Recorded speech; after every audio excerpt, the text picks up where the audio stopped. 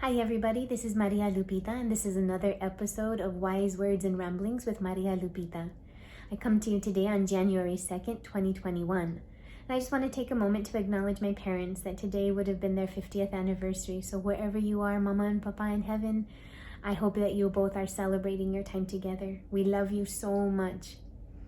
So I want to take a moment coming into the new year and just talk about reflection from 2020. So I did a video the other day where I said, let's try to find things that we're grateful for that actually happened in 2020 and try to carry that.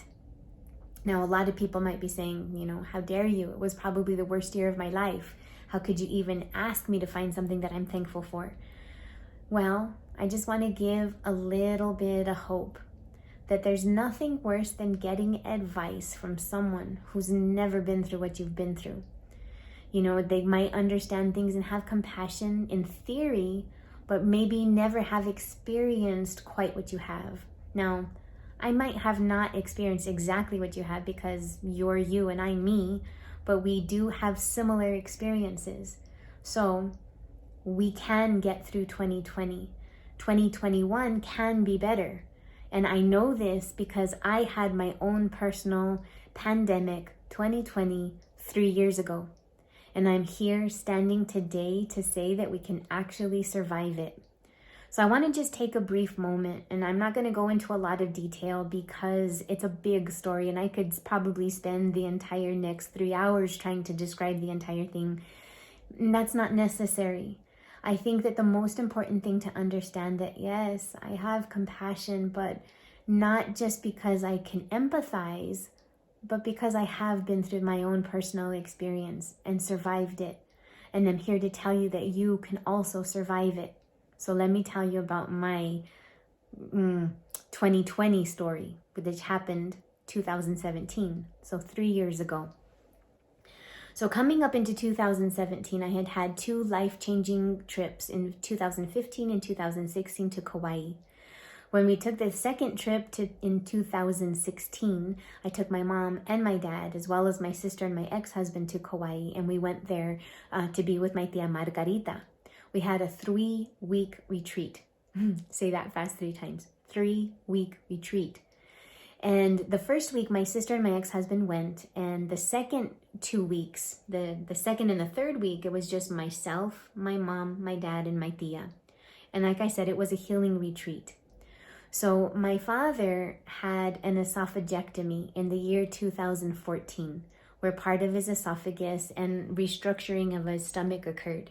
My dad needed extreme medical care and attention. He was on a feeding tube, which gave him the majority of his nutrients.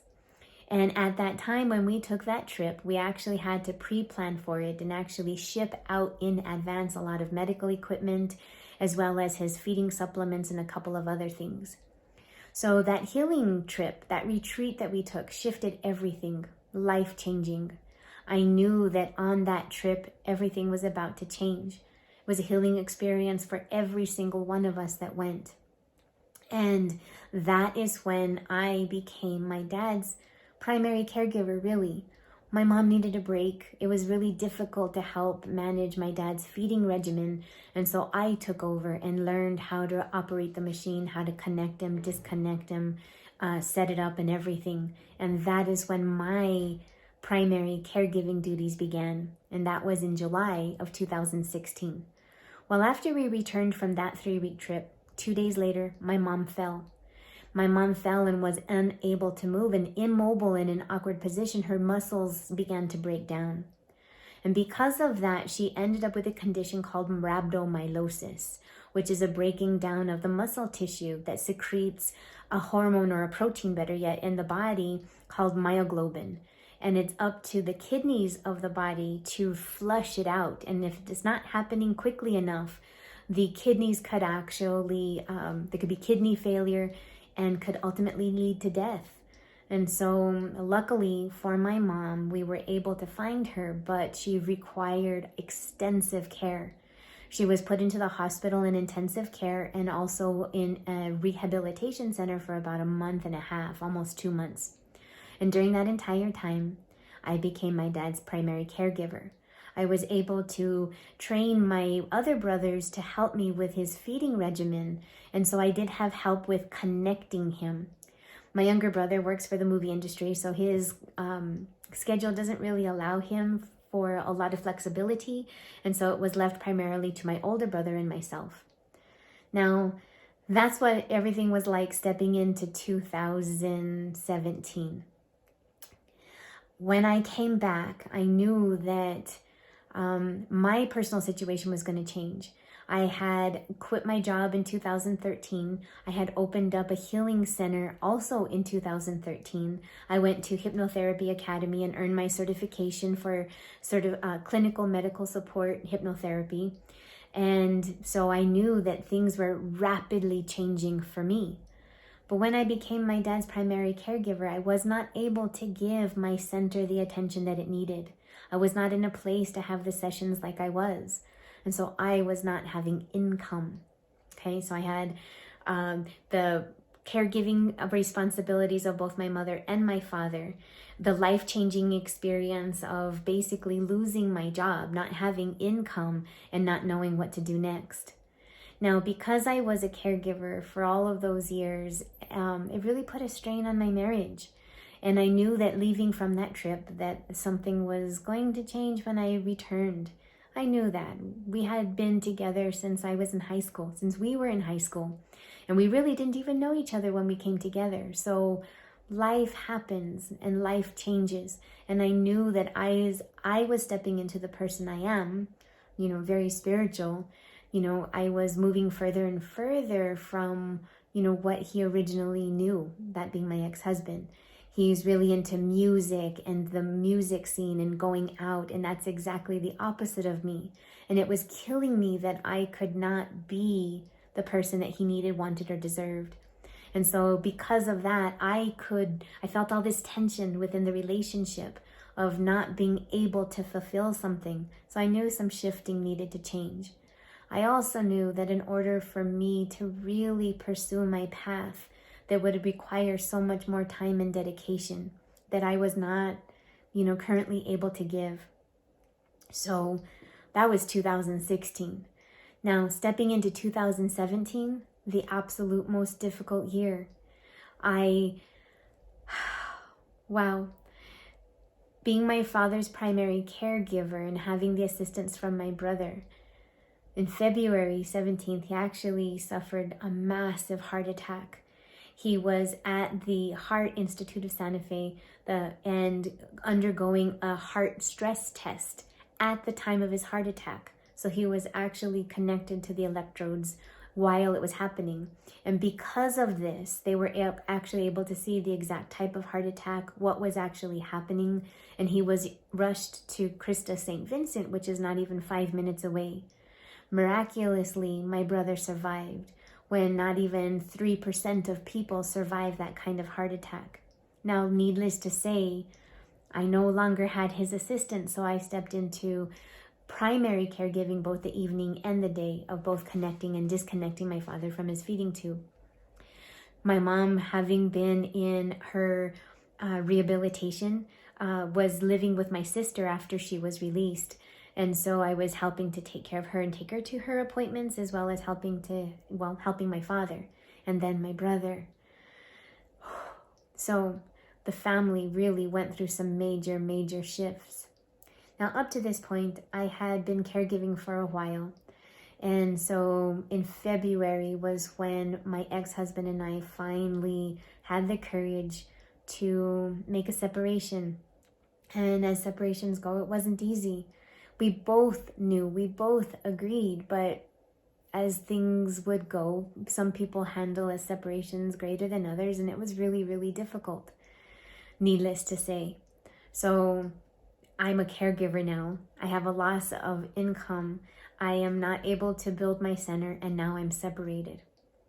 So moving further along, oh my gosh, I finally did get divorced in August, and then I also, at that time, didn't even really have my kids. So I had loss of income, became a caregiver, loss of my business, and all of these massive, massive life stressors So barely holding on. And through all of this, I didn't have the income that I needed. Plus, I'm also spending all this, what money I did have, on rent for a center that wasn't in operation. So I could not afford an apartment. So guess what? I actually didn't even have a home at the time. I converted a back room that I had from my office into a little apartment for myself. Didn't even have a shower in the building, so I had to get a membership at our local Planet Fitness, and that's where I took my showers. So, homeless, didn't have an income, lost my business, became a caregiver. My brother had a heart attack, I had a separation, and ultimately a divorce. Didn't really have issues with my children, but they had a hard time coming around, so I really even didn't have their connection. So I guess, issues with children, which really affects a mother traumatically. And so through all of that, falling apart, trying everything that I can to stay together. And my best friend at the time took me in, gave me a safe place until I was able to move into my office. Wow. So now homeless. Okay, so fast forward. Now, granted, I had family that could have taken me in, but I was doing everything that I could to be self-sustaining, to really take care of myself, to do everything that I could to keep it together. So it's not to say that I didn't have places to go and people who loved me. Of course I did. But here I am trying to really be responsible for myself and not put that responsibility on someone else. Until December came around. So early December, I took a really fun trip, just to kind of get away, get a break. Ended up going to California actually at the time. And when I came back, thinking that, okay, next year it's going to be better. It's going to be better next year. We're going to be okay. Well, it turns out that, in November and December, my brother was recovering. He was recovering so well. We were able to make peace with the family, be able to make amends and to clarify, whatever been happening. I mentioned before that it was really difficult for some of my family to accept these gifts and abilities that I have, and it created a lot of rifts between us for some years, and that was really difficult. So from this, we were able to come together, to have compassion, to have understanding, even acceptance, even if we're not in agreement. And that's what we came to understand. So thank God by November, Thanksgiving and Christmas, we were able to really spend those last 2 holidays united, having made peace and made terms. And then now coming into the new year. So I had spent about an hour and a half talking with my mom and my dad on New Year's Eve on 2017, December 31st, 2017. I had spent, like I said, an hour and a half on the phone with my mom and my dad, and I was helping my dad. My dad had just finished reading a book that one of my clients, Ilse Anderson, wrote. She wrote a book called Say Yes to Life. And a big portion of her book had a lot to do with her experience with me. I'm very thankful for her having written that book. And my dad had just finished reading it. He could really resonate with a lot of the issues that Ilse had experienced. And to be honest with you, my dad was a little bit fearful of it. And in that hour and a half phone call, my mom and I and my best friend spent that good solid hour and a half, maybe even 2 hours, just reassuring him, talking to him, lifting his spirits, helping him to have understanding. And then we just shared. My mom was feeling so good. She was, my dad said she was all aglow and that she looked beautiful. Her spirits were lifted. She wasn't feeling good into the holidays. And so it was nice to see her on that day, bright. So after we were finishing off the conversation, my mom had asked, if we wanted to get together on New Year's Day. And because we had come together and made peace with the family, I thought to myself, of course, why not? Yes, let's get together on New Year's Day. So she said that she was going to hang up and call my two brothers and my sister and make plans, and she was all excited. You know, we finished off the conversation and we went on our merry way. So at about 6 o'clock, I decided to leave to go to the gym to take my shower. I was going to spend New Year's Day with my daughter Bianca, New Year's Eve, better yet, with her. And so we went to the gym. I took a shower, left my phone charging in my office. When I got back, I had a ton of missed phone calls, and a phone call, my phone was ringing, and when I finally answered it, Bianca was screaming on the other end saying, everybody's been trying to get a hold of you, something's happened, you got to call, why aren't you answering your phone? And I made the choice to leave it because, you know, I was just going to run to the shower, the gym, come right back, and I didn't want to leave my phone unattended, so I left it. Big mistake. So by the time I called back, it was around 7 o'clock. And I can't even remember fully exactly the words. All I could say is that in that phone call, I was told that my mom had collapsed and that she passed.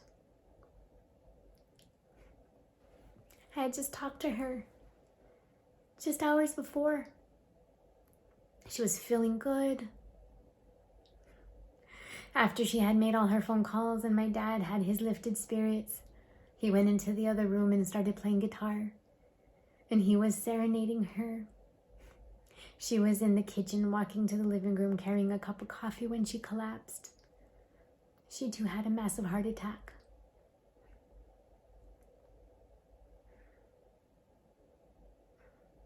So yeah, I had my 2020 3 years ago. Homeless, no income, lost my business, separated, divorced, didn't have my kids. Oh my God. And then I lost my mom.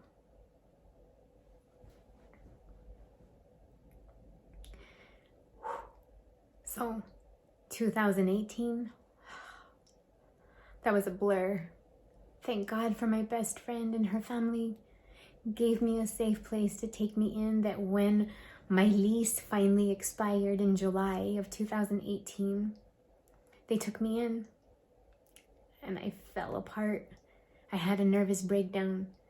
I didn't know how I was going to recover from all of that. Now, those are life experiences that over the course of a lifetime people will experience. I experienced all of them within a year. 1 year. How in the world does somebody recover from all of those losses within 1 year?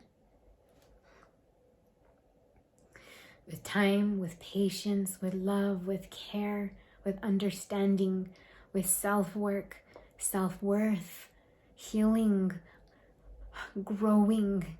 It takes a lot. Managing my mind, managing my thoughts, coming back to myself. And during that time, of course I couldn't have sessions. You cannot give to another what you cannot provide for yourself.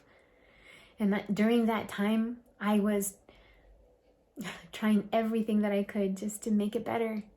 Well, like I said, luckily, my best friend gave me that safe place to fall apart.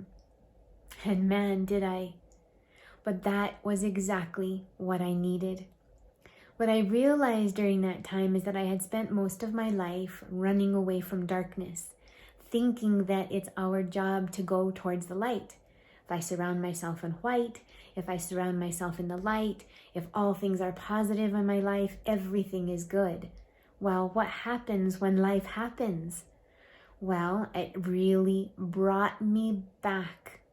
I needed that. I needed to face all of those issues, all of those situations, and even things that I felt like I had coped with most of my life that created a lot of darkness and shadow, that it wasn't about running away from the shadow. It was about incorporating the shadow, incorporating my darkness. I am both dark and light. I can both stand here. I can stand here now fully embraced within myself, accepting myself, knowing that I have both. It's not about making your life 100% positive. It's not about running away from the things that have fallen apart. It's not about blaming other people for those things that have happened. Those things have happened by design. Because guess what? Us, as a soul, chose it before we were even born. Now, just pause that because that's a whole other conversation, whole other video. For right now, that's what I had to come to terms with. So I had spent most of my life coming to a period where I thought, okay, I finally earned my wings. I finally have the courage. I finally am going to break out and bust free and become. Well, in order to do that, you have to strip away everything that you're not. So in order to be what you really are, and that's what these last 3 years were for me. My life does not look the same at all. I don't even look the same at all. But I can tell you that when I used to see myself in the mirror those 3 years ago, I hardly recognized myself. I would see myself and wonder, like, where? What? How? When? Now I look at myself in the mirror and I'm like, wow, oh my God. Sheesh, thank God I survived. I came through. I was the hero of my own epic journey, and I feel like it's just another chapter. It's not about achieving a certain amount of success and holding on to it for dear life, because what happens when it's gone? Who are you? You are a great soul that is within you, a great fire that is within, that is here on earth to experience life in all of its joys as well as all of its hardships. So for those of you who are saying like, how could, but Maria, you don't understand. This thing happened. Well, I've been there. Well, you don't understand because of this other. I've been there. But I lost my job. I lost mine too. But I've been through divorce. I've been through divorce too. But I didn't have my kids and we had all these custody issues. I didn't have custody issues, but I didn't really have my kids. Well, lost property. Well, so did I. I actually lived out of my office. So all of that happened within 1 year. And it took everything that I had to pull myself up and recover. Okay, so 2018 was probably the hardest, darkest time of my life. 2019, not much better. Until I had to realize that, come on, Lupita, this is what you do for a living. Yes, your life is entirely different, but pick yourself up. Figure it out. Do the work. So that's what I did, is I did the work. Is that I took my own advice. If I am here to teach people how to be their authentic, true selves, I can honestly say that I am standing before you 100% as my true, authentic self. There is no longer anything within my experience that is not in alignment with who I am. And that is what life is about. So I'm going to be very careful here because I want to state that medications are extraordinarily important. Antidepressants are important. Medications are necessary. When we have an imbalance within ourselves, a chemical imbalance, a hormonal imbalance, well, it changes everything. It changes our emotions, and we need those cool tools oftentimes for coping, and that's okay. But we also, at the same time, need to do the work in order to make those changes in life that we're resisting. Oftentimes, people are on antidepressants and on anti-anxiety meds because they're experiencing something within their life that they don't necessarily want, and they don't know how to change it. I know, because I was there. We're afraid. I didn't want to hurt anybody. We're afraid. I was afraid of all the changes that was going to happen. I was afraid of the changes that was going to ripple through other people's lives. I knew that what I was about to step into was going to be difficult, and I resisted it, and I held on for dear life, and I did not flow with the change because I didn't flow and I didn't know how to flow with energy, I began to hold energy. I began to begin stuck and I didn't know how to flow with it. So I stand before you to be able to say that it's possible to make all these life changes. So, I had my year. I had my time. I know what it is like. And although I might have had a good experience in 2020, now let me clarify that. I started the year in 2020 in February, losing my dad. So on February 11th, on the day of Our Lady of Lourdes, who appeared to Saint Bernadette, who my mom's name is Bernadette, that's when my dad passed away, now in 2020. But this time, I was prepared. This time, my head was on right.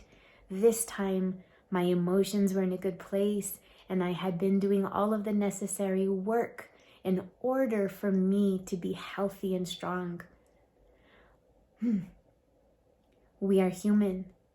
We are grand, divine souls having these human experiences, and we all chose it.